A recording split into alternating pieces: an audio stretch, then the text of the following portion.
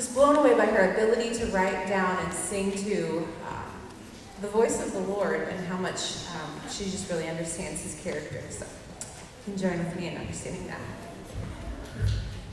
Okay, I brought tissue. We're gonna get through this together, girls. So when I lost my baby, I struggled to make sense of that promise that I had felt was from the Lord. I had felt so assured that it was meant to reassure me that everything would be okay, that I would have a child, that God had overcome infertility in my body.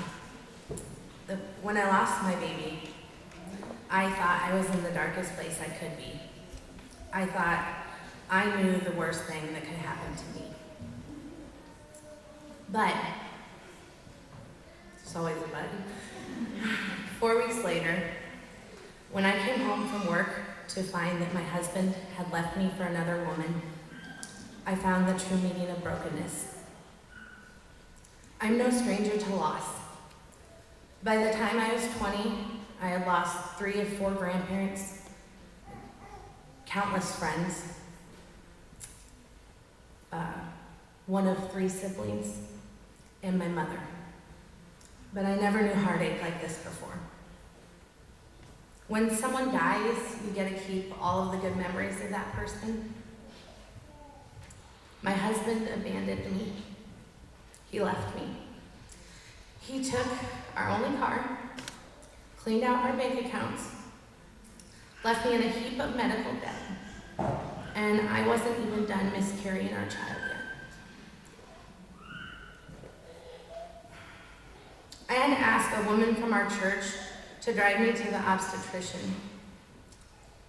She had to sit with me through the final ultrasound.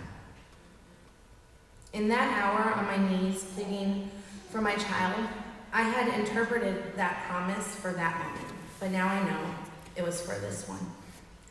God knew I would need his reassurance, his promise, that he can overcome even the biggest obstacles in our lives.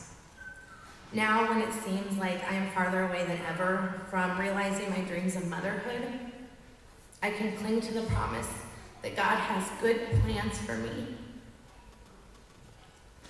In the first days, even the first hours following Josh's abandonment of me, the Lord faced me with a decision, and it was mine to make. I had told Josh once that the only thing I could never forgive was unfaithfulness.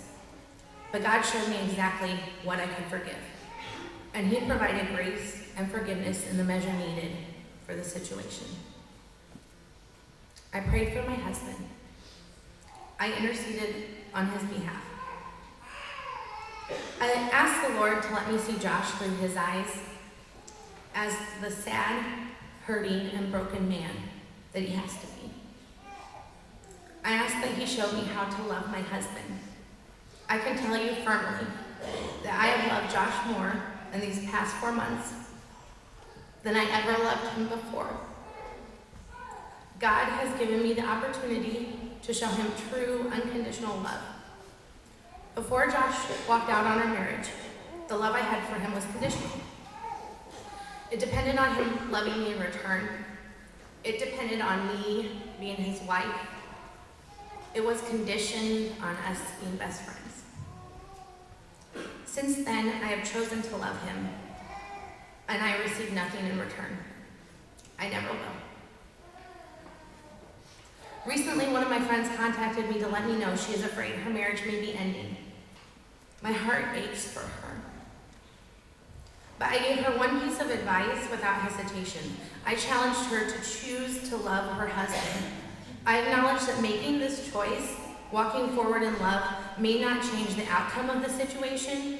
It may not restore their marriage, but it will start to heal that broken, bleeding part of her heart right now. As the days turned into weeks, God continued to challenge me in my resolution to love and forgive. He burdened my heart and moved me to pray for the woman who was with my husband. In the dark moments, when Satan wanted to convince me that my life had no meaning now, God brought brothers and sisters in Christ around me to tell me that I am precious to the Lord, to remind me that my worth is not defined by my circumstances on this earth.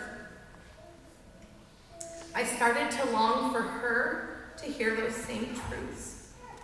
I can honestly tell you that I have love in my heart for her.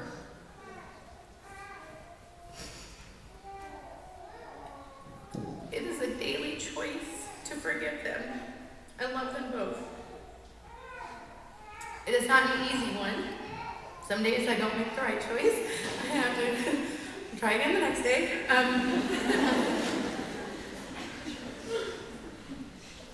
But I wrote this next song for her.